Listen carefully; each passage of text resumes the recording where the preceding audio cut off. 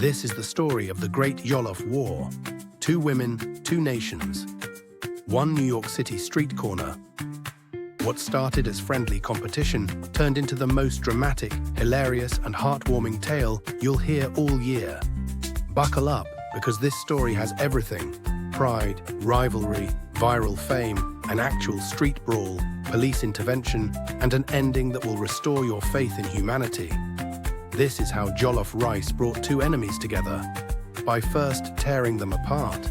Meet AMAKA from Lagos, Nigeria. She came to New York with one mission: to prove that Nigerian jollof is the best in the world. Her jollof is smoky, spicy, and legendary. She learned from her grandmother, who learned from her grandmother. This isn't just food to AMAKA, it's heritage, it's pride, it's war. Meet ABENA from Accra, Ghana. She didn't come to compete, she came to educate. In her mind, Ghanaian jollof is perfection, balanced, elegant, sophisticated. She plates every serving like it's art. She wears her culture with pride in that beautiful kente head wrap. And she's absolutely convinced her jollof is superior. These 2 had no idea they were about to meet. But destiny had other plans. One Tuesday morning in New York City, 2 food carts set up side by side. Naija jollof, $10. Ghana jollof, $10. Same corner, same price, same time. The universe was setting the stage for chaos.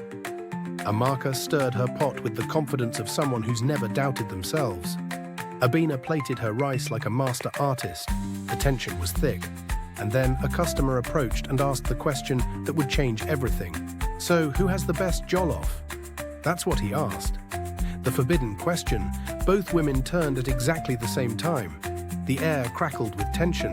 Asking a Nigerian and a Ghanaian which jollof is better is like asking parents which child they love more. It's like throwing a match into gasoline. And this man just did it.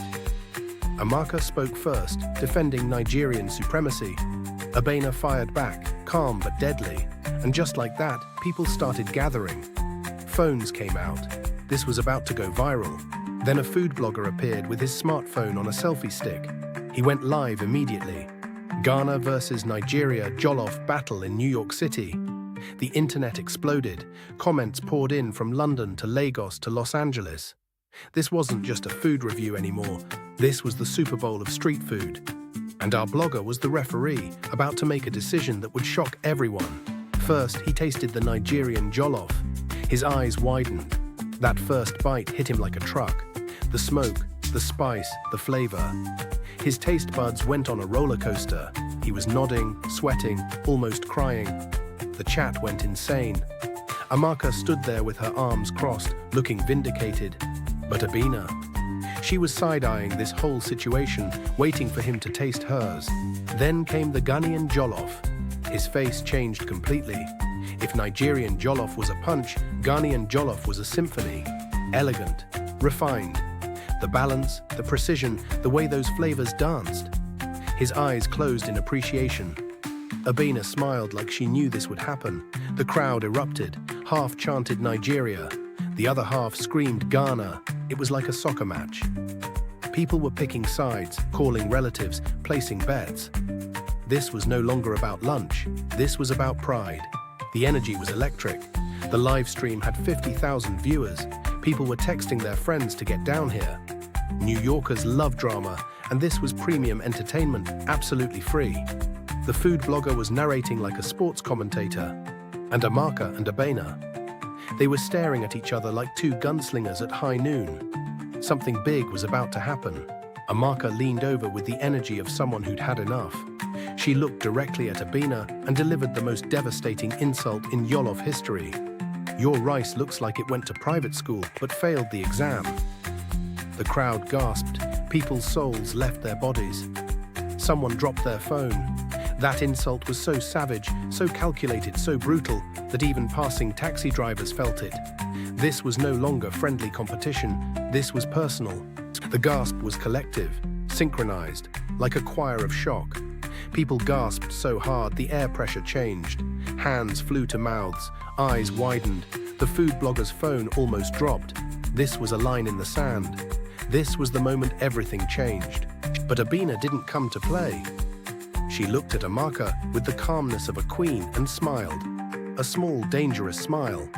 Then she said, "Smooth as butter, cold as ice. At least mine isn't burnt." Boom! The crowd erupted. That comeback was lethal. A finishing move. AMAKA's face froze. The live stream crashed because too many people hit the screen at once. This was war. This was the greatest moment in street food history. They moved closer. The space between them shrunk. The crowd backed up to give them room. You could see it in their eyes. This was beyond Jollof now. This was about pride, respect, legacy. The energy was electric. The tension was thick. Someone whispered, "Should we stop them?" Another person said, "Are you crazy? This is history." Then it happened. In the chaos, someone's hand knocked a spoon. AMAKA accidentally bumped the table, and the rice spilled. Beautiful, precious jollof rice cascaded to the ground like a waterfall. People screamed. The food hit the pavement, and it was like watching a tragedy unfold. Wasting food is a sin, and everyone knew what was coming next. ABENA pushed her, not hard, just a light push. But in that moment, that push was a declaration of war. The crowd gasped, then roared. Phones went up. This was going on every social media platform imaginable. And AMAKA? She looked at ABENA like, "Oh, so we're doing this?" Okay, and everyone knew what was coming next. AMAKA pushed back, and they were off. Hair pulling, aprons ripping, a full physical fight over jollof rice in the middle of New York City. The crowd went absolutely bananas. People were jumping, screaming, recording from every angle. Someone yelled, "This is better than Netflix." And they weren't lying. The live stream hit 100,000 viewers. This was viral gold. Then the pot fell. A whole pot of jollof rice crashed to the ground. Rice exploded everywhere, on the sidewalk, on people's shoes. This was catastrophic. The pot hit the pavement like thunder. Jollof rice scattered across the concrete like confetti. People screamed, someone cried, and in the distance you could hear sirens. NYPD. Red and blue lights flashing. 2 officers stepped out of that patrol car like superheroes. The crowd parted, phones still recording, but from a safe distance. The officers walked up with that New York cop energy. That I've seen it all energy. And you could see on their faces, did these women really just fight over rice?